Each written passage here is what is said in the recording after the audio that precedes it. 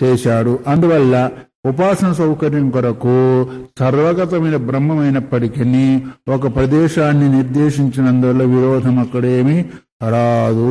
అందువల్ల ఇంకోటి చెప్పాడు కదా, నిష్ప్రదేశస్య బ్రహ్మణః ప్రదేశ విశేష కల్పన నోపపద్యతే. అంటే ఒక ప్రదేశము లేని బ్రహ్మమునకు ప్రదేశాన్ని కల్పించడము ఏదైతే ఉందో సంభవించేది కాదు అని నిన్న పూర్వపక్షంలో అతను అన్నారు. ఎందుకంటే సర్వవ్యాపకమైన తత్వానికి ఒక ప్రదేశంలో బంధించేదానికి అవకాశము ఉండదని కదా పూర్వపక్షం ఆక్షేపించాడు. దాని గురించి చెప్తున్నాడు ఇప్పుడు. ఇది న్యాయం దోష, ఇక్కడ కూడా దోషము లేదు. ఎందుకంటావా, నిష్ప్రదేశస్యాపి బ్రహ్మణ ఉపాధి విశేష సంబంధాత్ ప్రదేశ విశేష కల్పన ఉపపత్తే. దానికి బ్రహ్మమునకు సర్వవ్యాపకత్వమై ఒక ప్రదేశం లేనప్పటికీ ఒక ప్రదేశానికి పరిచ్ఛిన్నం కానప్పటికీ ఉపాధి విశేష సంబంధాత్ ఒక ఉపాధి విశేషానితో సంబంధం కలిగిన కారణం చేత, అర్థమవుతుంది కదా, ప్రదేశ విశేష కల్పన ఉపత్తే. ఒక విశేషమైన ప్రదేశాన్ని కల్పించే దానిలో అక్కడ దోషము లేదు, కల్పించేదానికి అవకాశం కూడా ఉంటుంది. అందుకే కదా శృతి చెప్పింది, తదేయతి తన్నయ్యతి తద్దూరే తద్ అంతికే. అది పోతుంది, అది పోదు, అది దగ్గరలో ఉంది, దూరంలో ఉంది అన్నారు. అది సర్వవ్యాపకంగా పోయేది ఎక్కడ ఉంటుంది? అయితే అంతటా ఉన్నదానికి చలనం ఉంటుందా? అంతటా ఉన్నదానికి చలనం ఉంటుందా? ఉండదు. మరి తదేయతం ఎట్లా అన్నారంటే ఒక ఉపాధిని దృష్టిలో పెట్టుకొని చెప్పబడింది. ఉపాధి పోతుంది కాబట్టి పోతుందండి. అదే కదా ఘట సంవృతం ఆకాశం నియమానే ఘటో యదా. కుండ పోతా ఉంటే కుండలో ఆకాశం కూడా పోతుంది అని. పోయేది కుండ, ఏదో ఆకాశమా? అట్లాగే ఒక ఉపాధి దృష్టిలో పెట్టుకున్నందులో పోతుందనేది వచ్చింది. ఉపాధి లక్షణం లేకపోతే తాన్న ఏది పోయేది లేదు. అందుకల్ల ఒక ఉపాధి సంబంధం కలిగినందులో ప్రదేశ విశేషం ఏర్పడిందా లేదా? అందు సర్వవ్యాపకమైన బ్రహ్మమైనప్పటికీ ఉపాధితో సంబంధం కలిగినందువల్ల ఒక ప్రదేశ విశేషాన్ని కల్పన చేయడంలో ఇక్కడ దోషమేమి రాదు. అదే కదా ఉపాధి విశేష సంబంధాత్ ప్రదేశ విశేష కల్పన ఉపపద్యతే. ఇది కల్పన మాత్రమే, ప్రదేశ విశేషము వాస్తవం కాదు, కల్పన. ఎందుకంటే ఉపాసన కొరకు. అదే కదా మొత్తం ఏం చేశారు, అరుంధతి నక్షత్రాన్ని చూసి దాని కనుక ఇది కాదు అనుకుంటూ పోయాడు లేదా? అట్లాగే ఒక ప్రదేశాన్ని చేసుకొని ఉపాసన పరిపక్వత వరకు, ఉపాసన పరిపక్వత అయిపోయిందో ఆ ప్రదేశ విశేషం కూడా లేకుండా పోతుంది. దేని కొరకు ప్రదేశ విశేషాన్ని కల్పన చేసుకున్నాడు? ఉపాసన కొరకు చేసుకున్నాడు. వాస్తవం కాదు. కల్పన ఎప్పుడు అంటామో అది వాస్తవం కాదు. ఎప్పుడైతే వాస్తవం కాకుండా పోయిందో అప్పుడు ప్రదేశ విశేషం అనేది అది ఉపాధికి సంబంధించింది. కాబట్టి ఎప్పుడైతే ఉపాధి లేకుండా పోతుందో ప్రదేశ విశేషం కూడా పోతుంది. అందువల్ల సంబంధం వల్ల ఉపాసన కొరకు అది కూడా ఉపన్నమవుతుంది. ఎట్లాగంటావా, ఆదిత్యే చక్షు ఉదయే ఇది ప్రదేశ విశేష సంబంధీని బ్రహ్మణ ఉపాసనాన్ని శ్రూయంతే. ఇది వేదవాక్యాల్లో, శృతి వాక్యాల్లో, ఉపనిషత్ వాక్యాల్లో సూర్యమండలంలో ఉన్న పురుషుణ్ణి అందు ఉపాసన చెయ్యి, లేదా చక్షు అందున్న పురుషుణ్ణి ఉపాసన చెయ్యి, హృదయ దేశంలో ఉపాసన చెయ్యి అని ప్రదేశ విశేషం చెప్పబడింది లేదా బ్రహ్మం గురించి? ఎట్లా? ఆదిత్యే చక్షుషి హృదయ, ఆదిత్యుని అందు చక్షుని అందు. శివగీతలో కూడా మీకు వచ్చేస్తుంది. ఎవరైతే సూర్యమండలములో నన్ను ఆరాధిస్తారో వాళ్ళు నాకు ప్రియులు అన్నాడు లేదా? సూర్యమండలాన్ని శివలింగంగా కల్పన చేసి ఎవరైతే ఆరాధన చేస్తారో వాళ్ళు నాకు ప్రియులు అన్నారా లేదా? అప్పుడు సూర్యమండలం శివుడు అవుతాడా? కానీ ఆ సూర్యమండలం ఎట్లా ఉంది? గుండ్రంగా కనిపిస్తుంది. మన అక్కడ ఎట్లుంది మనకు తెలియదు. మనకు గుండ్రంగా కనిపిస్తుందా లేదా? శివలింగం ఎట్లా ఉంటుంది? గుండ్రంగా ఉంటుందా లేదా? అట్లాగే దాన్ని శివలింగంగా భావించి ఉపాసన చేసినట్టయితే అలాంటి వాడు నాకు ప్రియుడు అని ఎట్లాగన్నాడో అట్లాగే ఉపనిషత్తు ఏం చెప్పింది? సూర్యమండలంలో ఆ పురుషునిగా భావించి, లేదు అక్షుల్లో పురుషునిగా భావించి, లేదు హృదయ ప్రదేశంలో అని ఇట్లా స్థానాలు ప్రదేశ విశేషం చెప్పబడిందా లేదా? కాబట్టి ఇది ప్రదేశ విశేష సంబంధీని బ్రహ్మణ ఉపాసనాన్ని శ్రూయంతే. ఆ ప్రదేశ విశేషంలోని ఇంకా కాళ్ళ దగ్గర గాని గోడ దగ్గర గాని చెప్పలా. ఒక ప్రదేశ విశేషం మాత్రం అక్కడ గాని పెట్టి నీవు ఉపాసన చేసే బ్రహ్మను ఉపాసన చేయమని ఈ విధంగా మనకు శృతి వాక్యాలు వినబడుతున్నాయి. ఆ తర్వాత ఏతని విశ్వత పృష్టేషు సమస్త విశ్వానికి కూడా మరి పృష్టం అంటే వెన్ను భాగము ఇత్యాధార బహుత్వం ఉపవాదితం. సమస్త విశ్వాన్ని కూడా పృష్టం అంటే ఆధారమైంది అని ఈ విధంగా రకరకాలైంది కూడా బ్రహ్మను గురించే ఉపవాదం చేయబడుతుంది. కాబట్టి యద్యపి ఏతదుక్తం ఔష్ణ్య ఘోషానుమితే కౌక్షేయ కార్యే జ్యోతిషి అధ్యస్యమానత్వ పరమపి దివ కార్యం జ్యోతిరేవ ఇది అని వాడేమన్నారు, మొదలు కుక్షులో ఉండే తేజస్సు ఉష్ణత్వం కలిగింది, శబ్దం కలిగింది అని చెప్పా లేదు ఇంతకు మునుపు. కుక్షులో ఉండే ఆ జ్యోతికి ఉష్ణత్వం ఉంది, శబ్దం కూడా ఉంది. కార్యజ్యోతి కాని బ్రహ్మకు సంబంధించేదానికి వీలు లేదు అని ఆక్షేపం చేశాడు పూర్వపక్షి. అధ్యస్యమానత్వాత్ పరమపి దివ కార్యజ్యోతిరేవ ఇది. ఈ విధంగా అధ్యాసమైనందువల్ల దివశబ్దం చేతి చెప్పబడింది కార్యజ్యోతి కాని పరబ్రహ్మ రూపమైన జ్యోతి కాదు అని ఆక్షేపం చేశాడు. దానికి సమాధానం చెప్పవద్దా? తదపి అధియుక్తం పరస్యాపి బ్రహ్మను నామాది ప్రతీకత్వవత్ కౌక్షయ జ్యోతి ప్రతీకత్వోపత్తి. ఎట్లాగైతే ఈ సమత్వానికంటే పరమైనప్పటికీ బ్రహ్మము దానికి నామము రూపం కల్పిస్తున్నామా లేదా? కల్పిస్తున్నట్టుగానే ఇక్కడ ఇవి కూడా కల్పించడానికి అవకాశము ఉంటుంది. పరస్య బ్రహ్మం నామాది ప్రతీకత్వోపకవత్. నామాది ప్రతీకత్వం ఇప్పుడు కల్పన చేశామా లేదా? ఎట్లా సూర్యమండలంలో ఉన్నాడని, హృదయంలో ఉన్నాడని, అక్షపురుషులో ఉన్నాడని రకరకాల నామము రూపం కల్పన చేస్తున్నామా లేదా? ఈ శివుడు కృష్ణ అంతా కూడా నామం రూపం కల్పనే కదా ఆయనకి. ఇంకా పరబ్రహ్మం సచ్చిదానంద స్వరూపం వగరగారు ఏదో పెడుతున్నాం కదా, అవి ఎట్లా కల్పదైనాయో ఇది కూడా కల్పన చేసినందుకు అవకాశం అవుతుందో లేదా? కక్షయ జ్యోతిష్ ప్రతీకత్వోపత్తి. ఇది కూడా కుక్షులో ఉన్న జ్యోతి కూడా అది కూడా ఒక ప్రతీకం అనుకుంటాము, గుర్తు. సూర్యుల్లో ఉన్నది ఒక గుర్తు అనుకున్నావా లేదా? చక్షుల్లో ఉంది అనుకున్నావా లేదా? తర్వాత హృదయంలో ఉంది అనుకున్నావా? అట్లాగే పొట్టలో ఉన్నది కూడా అనుకుంటాం. వైశ్వానర అగ్ని కూడా అహం వైశ్వానర భూత్వ ప్రాణాం దేమాసుత. అది కూడా ఒక కల్పనే. ఉపాసన చేసేవాడి కొరకు అవుతుందా లేదా? ఆ విధంగా ఉపాసన చేసినట్టయితే అనంత ఫలాన్ని పొందుతూ ఉంది. వైశ్వార రూప అగ్నిలో నేను హోమం చేస్తున్నాను, ఇంకా అంతేకాకుండా ఆ హోమతి అది యోషితి అందు అగ్నిబుద్ధి చేసి అక్కడ హోమం చేయమన్నారా లేదా? స్త్రీ అందు అగ్నిబుద్ధి చేసి హోమం చేసినట్టయితే కూడా పంచాగ్ని విద్యలో మరి అక్కడక్కడ అట్లా చేసినప్పుడు ఇక్కడ కూడా కౌక్షయ అగ్నిలో కూడా బ్రహ్మస్వరూపం ఒక ప్రతీకగా అనుకుంటాము. అక్కడ కలిపి చేసినందువల్ల నష్టమేమీ లేదు.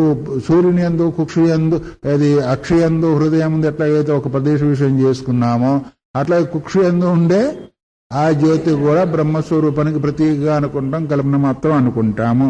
అందువల్ల ఆ విధంగా దుష్టంచ శృతంచ ఇత్యుపాసీత ఇది తో ప్రతీక ద్వారకం దృష్టత్వం శృత్వంచ భవిష్యతి. అందువల్ల ఈ విధంగా ఆ పొట్టులో ఉన్న ఆ జ్యోతి కూడా ఒక ప్రతీక అనుకున్నప్పుడు శృతత్వం దృష్టత్వము సమన్వయం అవుతాయా లేదా? ఇప్పుడు నువ్వు ఏంటిది పరిచ్ఛిన్నత్వాన్ని చూసుకున్నప్పుడు ఎట్లాగైతే నీకు శృతత్వం దృష్టత్వము సమన్వయం చేశావు నువ్వు, అట్లాగే మేము ఒక ప్రతీకగా తీసుకున్నప్పుడు ఆ ఉష్ణత్వం కావచ్చు, శబ్దత్వం కావచ్చు, దృష్టత్వం కావచ్చు అవి కూడా సంభవించేదానికి అవకాశం ఉంటుంది. దృష్టంచ శృతంచ ఇది ఉపాసీత. ఆ దృష్టం అంటే విన్నది, శృతం అంటే విన్నది. ఆ రెండింటిని కూడా ఉపాసన చెయ్యాలి అని శృతి చెప్పిందా లేదా? అందుకని ప్రతీక ద్వారకం దాన్ని ఒక ప్రతీకంగా మేము చేసుకొని దాన్ని మేము ఉపాసన చేసేదానికి అవకాశం ఉంటుంది. దాన్ని కూడా బ్రహ్మరూపంలో ఉపాసన చేస్తాము. దానికి వల్ల ఏమొస్తుంది? మీకు దృష్టత్వం శృతత్వంతో భవిష్యత్తు రెండు కలిసి వస్తాయి. నువ్వు ఎట్లాగైతే పరిచ్ఛిన్నమైందా అని చెప్పావు కాబట్టి ఇక్కడ మేము ఆ పరిచ్ఛిన్నమైన జ్యోతిని ప్రతీకగా తీసుకుంటాము. దాని ద్వారా దుష్టత్వం వస్తుంది, శృతత్వం కూడా వస్తుంది. యదపి అల్పఫల శ్రవణాన్న బ్రహ్మేతి ముందేం చెప్పాడు? ఇక్కడ ఉపాసన చేసినంత అల్పఫలం వస్తుంది, బ్రహ్మను ఉపాసన చేస్తే అల్పఫలం రాదు కదా, అందుకని బ్రహ్మం అయ్యేదానికి వీలు లేదని ఒక ఆక్షేపం చేశాడు లేదా? గుర్తుందా? కాబట్టి ఇక్కడ అల్పఫలం వచ్చినందువల్ల బ్రహ్మ కాదని ఏదైతే నువ్వు చేశావో అది కూడా తదపి అనుపన్నం, అది కూడా అయ్యేదానికి లేదు. ఎందుకు? నా హీయతే ఫలాయ బ్రహ్మాశ్రయనీయం ఈయతే నేతి నియమహేతురస్తి. అందువల్ల నా హీయతే ఫలాయ బ్రహ్మాశ్రయనీయం అంటే నశించే ఫలం కొరకు బ్రహ్మను ఆశ్రయించవలసిన అవసరము లేదు. నశించని ఫలం కొరకు కదా బ్రహ్మను ఆశ్రయించాలా. అందువల్ల అంటే బ్రహ్మను ఆశ్రయించినందువల్ల ఏతే నేతి నియమహేతురస్తి, ఇంతవరకే బ్రహ్మను ఉపాసన చేసినందువల్ల ఫలం లభిస్తుందనేది లేదు. బ్రహ్మను ఉపాసిస్తే ఇంతవరకే లభిస్తుంది, అంతవరకు లభించదని ఉందా? లేదు. అంటే ఒక హద్దు అక్కడ లేదు. అందువల్ల యత్రహి నిరస్త సర్వ విశేష సంబంధం పరం బ్రహ్మ ఆత్మత్వేన ఉపదిశ్యతే తత్ర ఏకరూపమేవ ఫలం మోక్ష ఇత్యవగమ్యతే. ఎక్కడైతే సమస్త విశేషణాలను సంబంధం లేకుండా పరబ్రహ్మము తన ఆత్మరూపములో ఉపాసన చేస్తాడో అక్కడే అనంత ఫలం దొరుకుతుంది. గాని నువ్వు ఎక్కడెక్కడ సామాన్య ఫలం కొరకు చేస్తావు అక్కడక్కడ సామాన్య ఫలం దొరుకుతుందా లేదా? అనంత ఫలం ఎప్పుడు దొరుకుతుంది? నిర్గుణమై ఏకమే నిత్యమే సత్యమే సర్వాంతర్యామి అయి ఉన్న బ్రహ్మమును ఆ విధంగా భావించి నేనే అది అని ఏకత్వ రూపంతో ఉపాసన చేసినప్పుడు అనంత ఫలం లభిస్తుంది. నీకు మామూలుగా చేసినప్పుడు కూడా అనంతఫలం లభిస్తుందా ఏంటి? అనంతఫలం రాదు. అనంత రూపంగా భావించి ఉపాసన చేస్తే అనంతఫలం వస్తుంది. కానీ పరిచ్ఛిన్న రూపంగా భావించి చేస్తే పరిచ్ఛిన్న ఫలంగా వచ్చేస్తుంది. నువ్వు ఎలా చేస్తావు దానికి సంబంధించి వస్తుంది. కానీ ఫలము చేసేది ఒకటైతే ఇంకోటి వచ్చేదానికి లేదు. అది అనంత స్వరూపము, నిర్గుణము, నిరాకారము, సచ్చిదానంద స్వరూపం, సర్వగతమైంది, ఏకమైంది. ఇంకా అంతేకాకుండా ఏ విశ్లేషణ ఏ మనోవాక్కులకు అందకుండా ఉంటుంది. అదే నేను అహం బ్రహ్మాస్మి బ్రహ్మైవాహమస్మి అని ఈ రూపంలో ఉపాసన చేస్తే నీకు అనంత ఫలమైన మోక్షము లభిస్తుంది. ఆ రూపంలో చేయకపోతున్నావు, నీకు తెలిసిన రూపంలో చేశావు, ఇంకో రూపంలో చేశావు. నిన్నెవరో అన్నారే ఏదో రకంగా ఉపాసన చేయొచ్చు అంటే చేసుకో. ఏం చేయాలంటే అదే అవుతుంది. ఏం కావాలో అదే వచ్చేస్తుంది. తెలిసి చేస్తే ఒకటి, తెలియ చేస్తే ఒకటి. తెలిసి చేస్తున్నాము అనంతఫలము, తెలియ చేస్తున్నాము అల్పఫలం. అర్థమైందా లేదా? అది కథ. అందువల్ల పరం బ్రహ్మాత్మత్వేన ఉపదిశ్యతే అంటే ఆ తత్వమే నేను, నేనే ఆ తత్వం అనే భావం చేత తత్ర ఏకరూపమే ఫలం మోక్ష. అక్కడ ఒకే రకమైన ఫలం గాని ఇంకో ఫలము రాదు. దానికి ఆ ఫలం ఏంటిది? మోక్షము. అందువల్ల మోక్ష ఇత్య అవగమ్యతే. ఎత్రతో గుణ విశేష సంబంధం ప్రతీక విశేష సంబంధం వా బ్రహ్మనోపదిశ్యతే. ఒక గుణ విశేషంగానో ఒక ప్రతీక విశేషంగానో బ్రహ్మం ఉపదేశింపబడుతుందో, రజోగుణ వచ్చిన చైతన్యము ఫలానా, తమోగుణ వచ్చిన చైతన్యంలో రాముని రూపంలోనో కృష్ణుని రూపంలోనో ఇంకో రూపంలోనో ఒక ప్రతీక రూపంలో పెట్టుకొని బ్రహ్మను ఉపాసన చేస్తున్నావు. ఏ యథా మాం ప్రపద్యంతే తాం తదైవ అన్నా లేదా? ఎవరు ఏ రూపంలో చేస్తున్నారో ఆ రూపంలో ఫలం ఇస్తా అన్నప్పుడు అప్పుడు అల్పఫలం వచ్చిందా, నీకు అనంత ఫలం వచ్చిందా? మరి ఈ విధంగా చెప్పినప్పుడు ఏమవుతుంది అంటే అల్పఫలము అధిక ఫలం అన్నప్పుడు ఏకత్వ చేత చేసిందేమో ఒకటిగా ఉంటుంది, అనేకత్వం చేతను చేసిందేమో వేరుగా ఉంటుంది. అల్పాన్ని గురించి చేసేది వేరు, ఏకత్వం గురించి చేసేది వేరు. మరి ఇప్పుడు బ్రహ్మకు కూడా అల్పఫలం వచ్చిందా లేదా? ఏకత్వం అయినందువలనే అల్పఫలం అన్నాం గాని మరి ఇప్పుడు బ్రహ్మకు అల్పఫలం వచ్చిందా లేదా? ఏ రూపంలో? ఒక ప్రతీకగా చేసినప్పుడు అల్పఫలం వచ్చింది. ఏకత్వ రూపం చేత ఉపాసన చేసినప్పుడు అనంతఫలం వచ్చేసింది. ఇప్పుడు మరి ఏదైతే ఆక్షేపం చేశాడో పూర్వపక్షి అది సమంజసమైందా? కాల. అందువల్ల గుణ విశేష సంబంధం ఒక గుణ విశేషాన్ని ఆధారంగా తీసుకొని ప్రతీక విశేష సంబంధం ఒక ప్రతీక విశేషాన్ని. ప్రతీకం అంటే ఏంటిది? గుర్తు, రూపము. నువ్వు రాముడు, శివుడు, అమ్మవారు, ఇంకోటో అక్కడికి ఎక్కడ లేకపోతే ఒక ప్రణవం పెట్టుకున్నావు, ఏదో పెట్టుకున్నావు, అంతవరకే అన్నావు కదా. మా రాముడే దేవుడు, మా నారాయణమూర్తే దేవుడు, శివుడు కాదు. ఇప్పుడు బోట్లాడుకునే వాళ్ళు ఉన్నారా లేదా? అది సర్వరూపాన్ని వాళ్ళు ఉపాసన చేస్తున్నారా? ఒక దేశంలో ఉన్న ఉపాసన చేస్తున్నారా? ఏక దేశంలో ఉన్నప్పుడు చేస్తే నీకు అంతే ఫలం దొరుకుతుంది. ఏదంటారే 10 రూపాయల పుణ్యం వేరే, 100 రూపాయల పుణ్యం వేరే. 10 రూపాయల పుణ్యం 100 రూపాయల పుణ్యం ఒకటి అవుతుందా ఏంటి? అట్లాగే నువ్వు ఎంత ఉపాసన చేస్తావు అంతే. నేను చెప్పావు కదా, ఎవరి గురువు లేకపోయినా ఉపాసన చేస్తే ఏమవుతుందంటే ఏం రావాలో అదే వచ్చేస్తుంది. తెలుసుకొని చేస్తే ఏమవుతుంది? అదే వచ్చేస్తుంది. తెలియక చేస్తే ఏమవుతుంది? అదే వస్తుంది. అందుకొరకే నువ్వు ఏకత్వ రూపంతో తెలుసుకొని చేసి అదే నేను అనుకున్నప్పుడు అంత ఫలం వస్తుంది. ఇక్కడే ఉన్నాడు ఇంకో దగ్గర చేసినప్పుడు దానికి సంబంధించిందే వస్తుంది. ఇప్పుడు 2 ఫలాలు ఉన్నాయా లేవా? అప్పుడు 2 ఫలాలు ఎట్లా వచ్చినాయి? నీ భావన అనుసరి వచ్చేసినాయా? బ్రహ్మంలో 2 ఫలాలు ఉన్నాయా? అది కథ. నువ్వు ఏ భావం చేత చేస్తావో ఆ భావనకు సంబంధించి వస్తుంది. ఏకత్వ భావంతో చేస్తావా, పరిచ్ఛిన్నత భావంతో చేస్తావా? పరిచ్ఛిన్నత భావంతో చేసినట్టయితే, ప్రతీక రూపం చేసినట్టే అల్పఫలం వచ్చేస్తుంది. సర్వవ్యాపక రూపత్వం చేసినట్టయితే మోక్షమున ఫలము, అనంత ఫలము వచ్చేస్తుంది. సంసార గోచర అన్యేవ ఉచ్చావచాని ఫలాన్ని దృశ్యంతే అన్నారు. అంటే సంసారానికి సంబంధించి, అంటే బ్రహ్మకు సంబంధించింది కాకుండా కేవలం సంసారానికి సంబంధించిన ఉపాసనలో మాత్రమే ఫలాలు ఎక్కతొక్కలు కనిపిస్తాయి గాని, అవునా కాదా? ఎందుకంటే నువ్వు దేని గురించి చేసావు తత్సంబంధమే ఫలం వస్తుంది. అది సృష్టి చెప్తుంది. ఏం చెప్తుంది అంటే అన్నాదో వసుదానో, అన్నదానం చేసిన వాడు వసుదానో విందతి వసూయ ఏవం వేద. అన్నదానం చేసిన వాడు అన్నాన్ని పొందుతా ఉంటాడు. ధనదానాన్ని దానం చేసిన వాడు వసువునే పొందుతాడు. నువ్వు ఏ దానం చేస్తావో అదే పొందుతావు, ఇంకోటి పొందావు అనేది ఉందా లేదా? అది పరిచ్ఛిన్నమైందా? ఇంకోట సంసారంలోనే అల్పఫలం వస్తుంది కానీ బ్రహ్మ ఏకత్వ ఫలంలో అల్పఫలం వచ్చేదానికి వీలు లేదు. అందుకొరకు ఇప్పుడు మనం ఏం చేసుకుంటాం అదే మనకు వచ్చేస్తుందని లేదా? ఏం దానం చేస్తావు? అన్నదానం చేస్తే అన్నము, వస్తుదానం చేస్తే వస్తాము, ఇంకోటి చేస్తే తిట్లు దానం చేస్తే తిట్లే వస్తాయి. నువ్వు ఏదైతే చేస్తావో అదే నీ తిరిగి వస్తాయి. అంతే. ఎవరు చేసుకున్న వాళ్లకు చేసుకున్నంత.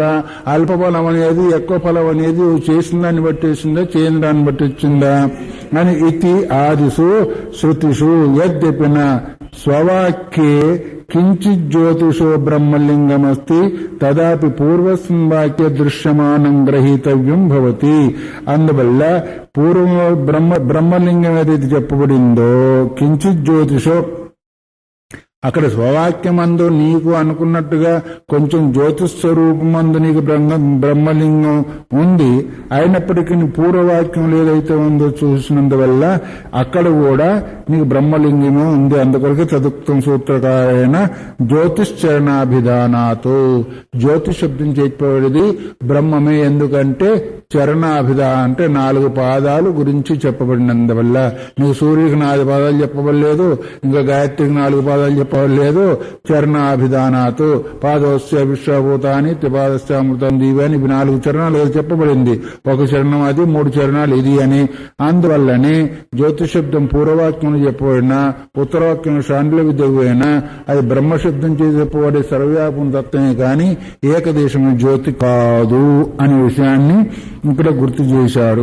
జ్యోతిశ్రుతి స్వవిషయాత్ ప్రత్యవ్య, జ్యోతిని గుర్తు చేసే శృతిని తన యొక్క విషయాన్ని మరి వదిలిపెట్టి శక్య వ్యావర్తయితం అని ఈ విధంగా పూర్వపక్షంలో ఏదైతే మరి ఆక్షేపం చేశాడో దాన్ని కూడా గుర్తు చేసి నా దోష, ఇక్కడ దోషం ఏమి లేదు. ఎడత పరోదివో జ్యోతి ఇది ప్రథమతర పఠితేన యచ్చబ్దేన సర్వనామ్న దుస్సంబంధాత్ ప్రత్యభిజ్ఞాయమానే పూర్వవాక్య నిర్దిష్టే బ్రహ్మణి స్వసామర్థ్యేన పరామృష్టే సతి అర్థ జ్యోతిషబ్దస్యాపి బ్రహ్మ విషయత్వోపత్తే. ఇక్కడ ముందేం చెప్పాడు? ఒక అంటే దివిపర అంటే స్వర్గానికి పైన జ్యోతి ఉంది అని చెప్పారు కదా. దానివల్ల అతపర యత్ శబ్దం చేత ఏం చెప్పబడుతుంది అంటే సర్వనామం చేత చెప్పబడి అంటే దుసంబంధమే దుర్బంధాత్ ప్రత్యభిజ్ఞాయతే దుసంబంధంలో చెప్పబడిందో ఆ జ్యోతి బ్రహ్మమే అని ప్రత్యభిజ్ఞ జరుగుతుంది. కాబట్టి పూర్వవాక్య నిర్దిష్టే బ్రహ్మని ఇంతకుముందు ఈ వాక్యానికి ముందు వాక్యంలో చెప్పబడిన ఏ బ్రహ్మశబ్దాన్ని ద్యోతకమైన వాక్యం చెప్పబడిందో అదే ఇక్కడ కూడా చెప్పబడుతుంది. పూర్వవాక్యం చెప్పబడింది ఏమైంది? ప్రథమ గోచరమైంది. ఇప్పుడు చెప్పినందువల్ల ఏమైంది? ప్రత్యభిజ్ఞ అయింది.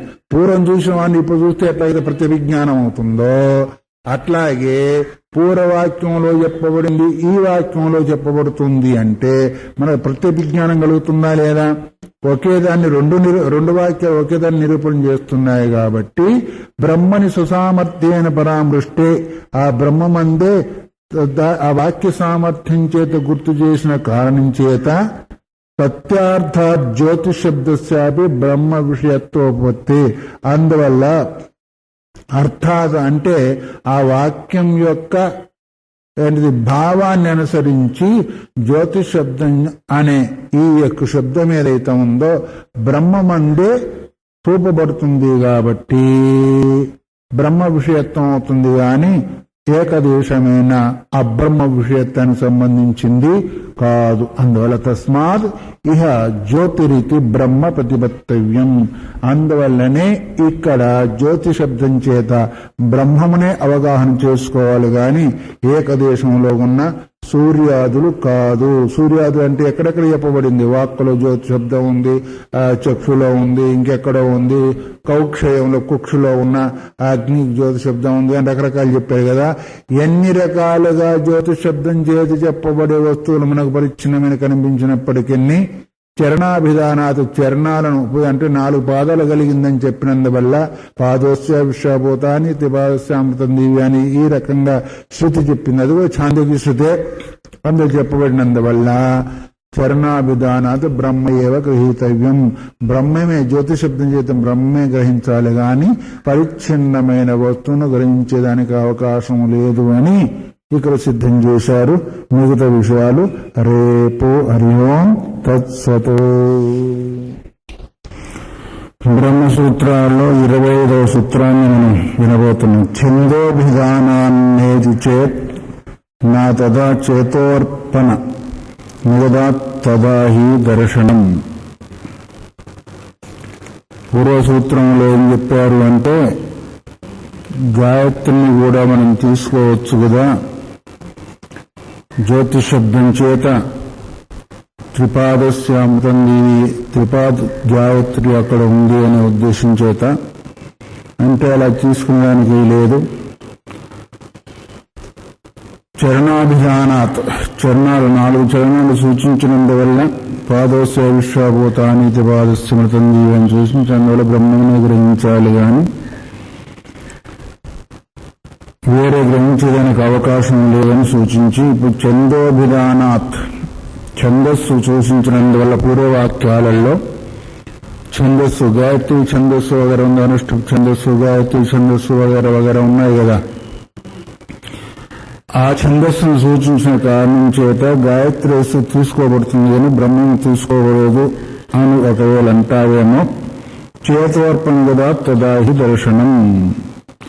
చేతోర్పణ ధియా మిగతా చేదస్సు అర్పించి ఆరాధన చేసినందువల్ల బ్రహ్మను పొందుతారని చెప్పినందువల్ల బ్రహ్మమే కాని గాయత్రి కాదు అని ఈ సూత్రం యొక్క సంక్షిప్తార్థం.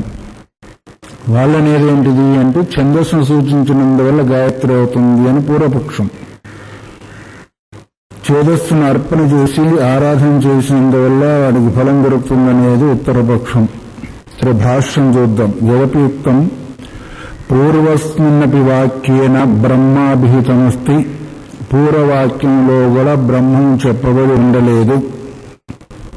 గాయత్రీ వాయుధం సర్వం భూతం ఇదిహ కించ. ఛాందోగ్యోపనిషత్తులో గాయత్రవా ఇదం సర్వం భూతం యదిదం కించ. ఇదం అంటే ఇదం శబ్దం చేసి ఏం తీసుకుంటాము? ఈ కనిపించేదంతా గాయత్రి స్వరూపమే ఉంది. సర్వం అన్నప్పుడు ఏమవుతుంది? ఎత్కించిది వస్తుందో కొంచెం వస్తుందా? సమస్తము వచ్చేస్తుంది. భూతం యదిదం కించ. భూతం అంటే భూతంలో ఉంది, భవిష్యత్తులో ఉండేది, ఇప్పుడు ఉండేది కూడా గాయత్రి స్వరూపమే, గాయత్రి నుంచి వెలువడింది అని మనకు ఛాందోగ్య శృతి చెప్తూ ఉంది. ఇది గాయత్ర్యాఖ్య ఛందోసో అభిహితత్వాతో. గాయత్ర్యాఖ్య ఛందస్సు, ఛందస్సులలో రకరకాల ఛందస్సులు ఉన్నాయి కదా.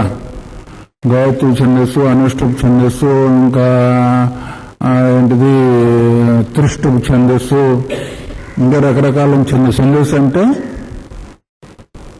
మనం ఒక శ్లోకాన్ని వగైరవర తత్వ ఛందస్సులు చూస్తుంటాం లేదా. ఇది శ్రీమద్భగవద్గీత, అనుష్ఠుప్ ఛంద, త్రిష్టుప్ ఛంద వగైర వగైర ఏదో చెప్తా ఉంటాం. 8 అక్షరాలు కలిగింది, 10 అక్షరాలు కలిగింది, 11 అక్షరాలు కలిగింది, 12 అక్షరాలు కలిగింది, తర్వాత 18 అక్షరాలు కలిగింది కూడా ఈ రకంగా ఉంటాయి. మీకు ఎట్లాగైతే తెలుగులో శార్దూలము, శార్దూల విక్రీతము, సీసము, కందము, ఉత్పలమాల వగైర వగైర ఉన్నట్టుగానే సంస్కృతంలో కూడా అలాగే ఛందస్సు ఉంటుంది. అందుకొరకు ఛందస్సు కూడా ఒక అంగం వేదానికి. షడంగాలు ఛందస్సు ఒక అంగం కాదా? వ్యాకరణము, జ్యోతిషము, నిరుక్తము, ఛందస్సు, ఇంకేంది న్యాయము, ఇవన్నీ కూడా ఏంటిది 6 అంగాలు. షడంగాది వేదం అంటారు కదా. ఛందస్సు కూడా ఒక అంగం. అందులో గాయత్రి ఛందస్సు కూడా ఒక ఛందస్సు. అందువల్ల ఇది చెప్పబడినందువల్ల ఛందస్సు అభిహితత్వాతో ఇది తత్పరిహర్తవ్యం. ఈ రకంగా పూర్వములో ఛాందోగ్య శృతిని సూచిస్తూ గాయత్రి ఛందస్సు చెప్పబడింది కానీ సర్వం కూడా బ్రహ్మము కాదు అని ఏదైతే ఆక్షేపం చేయబడిందో దాన్ని పరిహారం చేయాల వద్దా చేస్తూ ఉన్నాడు. ఇది తత్పరిహర్తం కథం పునఃశబ్దోభిధానాన్న బ్రహ్మాభిహితమితి శక్యతే వక్తుం. ఛందస్సు చెప్పినందువల్ల బ్రహ్మము చెప్పబడలేదు, ఛందస్సు చేత గాయత్రి చెప్పబడుతుంది కానీ బ్రహ్మం చెప్పబడలేదని ఏదైతే చెప్తుందో యావత తావానస్య మహిమా ఇత్యేష్యాం రుచి చతుష్పాద్ బ్రహ్మ దర్శితం. ఏతావానస్య మహా పాదోస్య విశ్వభూతాని త్రిపాదస్య అమృతం దీవని ఈ రుక్కు లోపల 4 పాదాలు కలిగిన బ్రహ్మను సూచింది కాబట్టి బ్రహ్మమే అవుతుంది అని పూర్వం చెప్పాడు. ఇప్పుడు కూడా దాన్ని చెప్తూ ఉన్నాడు. యావత తావనస్య మహిమ, ఎంతవరకైతే ఉందో ఈ జగత్తంతా కూడా, యావత జగత్, ఈ జగత్తంతా కూడా ఎంతవరకైతే ఉందో అదంతా కూడా అస్య మహిమ. అస్య మహిమ అంటే ఈ బ్రహ్మం యొక్క మహిమ అంటే గొప్పతనము అని, గొప్పతనము చెప్పబడింది కాబట్టి ఇత్యేత్యాం రుచి చతుష్పాద్ బ్రహ్మ దర్శితం. ఈ యొక్క ఋషిలో, ఈ యొక్క రుక్కులో ఏదైతే ఉందో చతుష్పాద్ బ్రహ్మమే చెప్పబడింది. నైతదస్తి గాయత్రీ వాయుధం, గాయత్రీ వాయుధం సర్వం. చతుష్పాద్ బ్రహ్మ కాదు, ఇదంతా కూడా గాయత్రి అనే ఉద్దేశించి చెప్పబడుతుంది కాబట్టి గాయత్రీనుపక్రమ్య తామేవ భూత పృథివీ శరీర హృదయ వాక్ ప్రాణభేదైర్ వ్యాఖ్యాయ.